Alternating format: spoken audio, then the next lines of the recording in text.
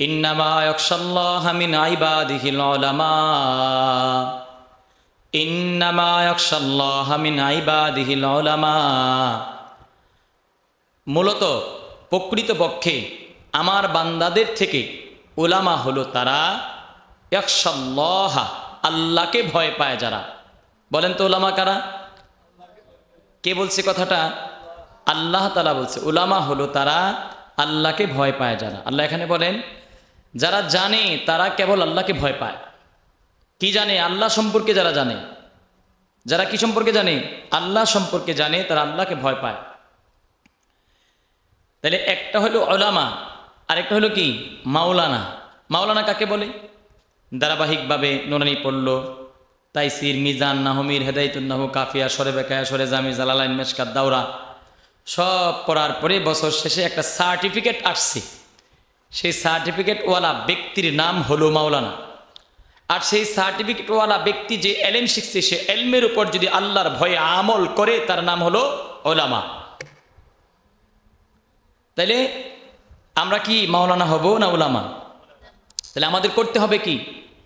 যা এলেম শিখছি নুরানি থেকে নিয়ে দাওরা পর্যন্ত, যেই পরিমাণ এলেম আমরা শিখতেছি হুবহু এই পরিমাণ এলেম অনুযায়ী আমাদেরকে কি করতে হবে? আমাল করতে হবে, আমল করতে হবে। কি করতে হবে? আমাদেরকে কি করতে হবে? আমল করতে হবে। কিন্তু আজকে আমরা মাদ্রাসার মুহতামিম, মসজিদের ইমাম, আজকে আমরা মাদ্রাসার সহকারী শিক্ষক, আমরা মাওলানা, আমরা জাতির রাহবার, কিন্তু আজকে আমাদের আমল নেই। আমরা আমলহীন, বেআমল। আমরা গুনাহের সাথে যুক্ত, হাজারো গুনাহের সাথে যুক্ত। আল্লাহ তাআলা তো বলছে উলামা হইল সে যে আল্লাহকে ভয় করে, যে আল্লাহকে কি করে। আর অন্য আয়াতে আল্লাহ এইভাবে বলেন, ওয়া আম্মা মান খাফা মাকামা রাব্বিহি ওয়া নাহান নাফসা আনিল হাওয়া। যে তার রবকে ভয় করে সে গুনাহ ছেড়ে দেয়। কি ছেড়ে দেয়? ফা ইন্নাল জান্নাতা হিয়াল মাওয়া। তবে তার ঠিকানা জান্নাত। তার ঠিকানা কি? আল্লাহ বলেন উলামায়ে কেরাম আল্লাহকে ভয় করে। আবার বলেন যারা আল্লাহকে ভয় করে তারা গুনাহ ছেড়ে দেয়, আর যারা গুনাহ ছেড়ে দেয় তারা জান্নাতি। যারা গুনাহ ছেড়ে দেয় তারা কি? যে উলামাদের প্রথম বৈশিষ্ট্য হলো উলামা সমস্ত প্রকার গুনাহ থেকে মুক্ত। বলো, প্রথম বৈশিষ্ট্য কি? সমস্ত প্রকার গুনাহ থেকে মুক্ত। উলামা গুনাহ করবে না। উলামা আল্লাহকে ভয় পায়। উলামা আল্লাহকে চিনে। উলামা দুনিয়ার সম্পর্কে জানে। উলামা আখিরাত সম্পর্কে জানে। আল্লাহর আযাব সম্পর্কে জানে। আল্লাহর গজব সম্পর্কে জানে। আল্লাহ তাআলার নিয়ামত সম্পর্কে জানে। যারা আল্লাহ তাআলার সমস্ত বিষয় জানে, যারা কোরআন ও হাদিস পড়ে, যারা আল্লাহকে চিনছে, বুঝছে, তারাই তো আল্লাহকে বেশি ভয় পাবে, তারাই তো আল্লাহকে বেশি মূল্যায়ন করবে, তারাই তো আল্লাহর বিধিবিধান বেশি মানবে। এই জন্য আল্লাহ বলেন উলামায়ে কেরাম আল্লাহকে ভয় করে। বলো উলামায়ে কেরাম কাকে ভয় করে? ইন্নামা ইয়াখশাল্লাহু মিন ইবাদিহিল উলামা। যে প্রকৃতপক্ষে উলামায়ে কেরাম আল্লাহকে ভয় করে। তাইলে একটা হলো উলামা, উলামাদের সার্টিফিকেট হলো আল্লাহ দিছে, যে উলামা হবে যে সেই সমস্ত প্রকার গুনাহ থেকে মুক্ত হবে, পুরা জাতির রাহবার হবে। হাদিসে রাসূল বলেন ইন্নাল উলামা ওয়ারাসাতুল আম্বিয়া। নিশ্চয়ই উলামায়ে কেরাম নবীদের ওয়ারিস। উলামায়ে কেরাম কার ওয়ারিস? কারা? উলামা যারা। উলামায়ে কেরাম নবীদের ওয়ারিস, সমস্ত নবীদের ওয়ারিস। এবার আমরা জানি সমস্ত নবী ছিলেন নিষ্পাপ, মাসুম। সমস্ত নবী কি ছিলেন? তাহলে ওয়ারিস সূত্রে তো আমরা গুনাহ ছাড়া পাইছি। ওয়ারিস সূত্র তো আমরা পাইছি যে নবীগণ আল্লাহ তাআলার দ্বীনের দাওয়াত দিছে আল্লাহ তাআলার জন্য, সমস্ত কাজ করছে, খেদমত করছে আল্লাহ তাআলার জন্য।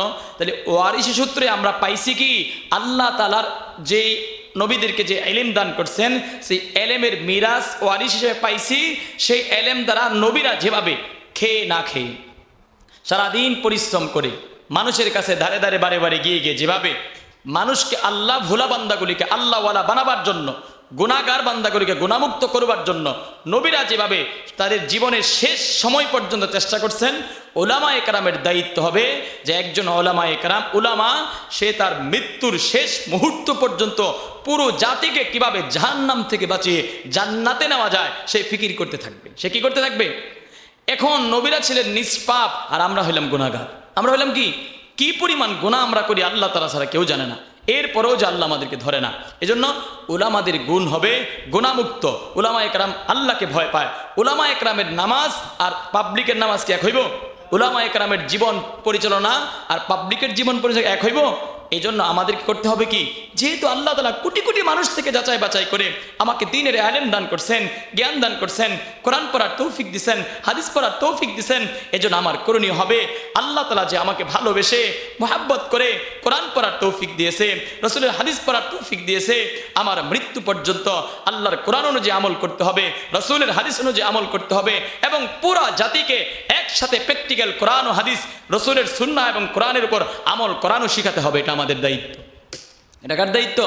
আমাদের দায়িত্ব।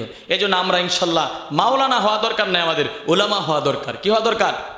মাওলানা আজকে ঘরে ঘরে, আজকে দেখেন, একটু ফিকির করেন যে হাজার হাজার দাওরা ফাঁস, লক্ষ লক্ষ দাওরা ফাঁস করে মাওলানা হচ্ছে। কোথায়? আমাদের জিন্দিগির কোনো চেঞ্জ নাই। যে মাওলানা তারই চেঞ্জ নাই।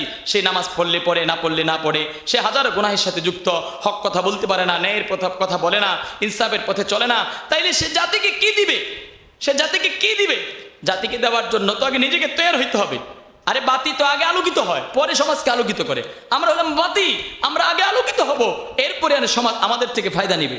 এজন্য আমরা যারা মাদ্রাসায় পড়ি বা আমরা যারা মাদ্রাসায় পড়াই, আজকের আয়োজনটা যেহেতু উলামা একরামের মজলিস, সেহেতু কথা হলো আমাদের দায়িত্ব হবে যে আমরা উলামা একরাম পুরো জাতির জন্য কিভাবে রাহবার হওয়া যায়। এজন্য আমরা ফরজ ওয়াজিবাত তো অবশ্যই ঠিক রাখবই, পাশাপাশি সুন্নতগুলি খুঁজে খুঁজে বের করে বেরে সুন্নতের উপর উঠবো, সমস্ত সুন্নতের আমল করব। আমাদেরকে দেখে দেখে মানুষ শিখবে, আমাদেরকে দেখে দেখে শিখবে। এজন্য শুধু মাদ্রাসায় পড়লে আর পড়াইলে হবে না, যা পড়তেছি আর যা পড়াইতেছি এর উপর আমাদের কি করতে হবে? আমল করতে হবে। এর উপর আমাদেরকে উঠতে হবে। পুরো জাতিকে কিভাবে গুণামুক্ত করা যায়, পুরো জাতিকে কিভাবে আল্লাহওয়ালা বানানো যায়, সেই ফিকির করা লাগবে। করবো তো ইনশাল্লাহ। আমরা প্রত্যেকে ওলামা একরামের দায়িত্ব পালন করব। সঠিক হক্কানি রব্বানি ওলামা হওয়ার তৌফিক দান করুক আল্লাহ তাআলা। হক্কানি রব্বানি ওলামা হওয়ার তৌফিক দান করুক আল্লাহ তাআলা।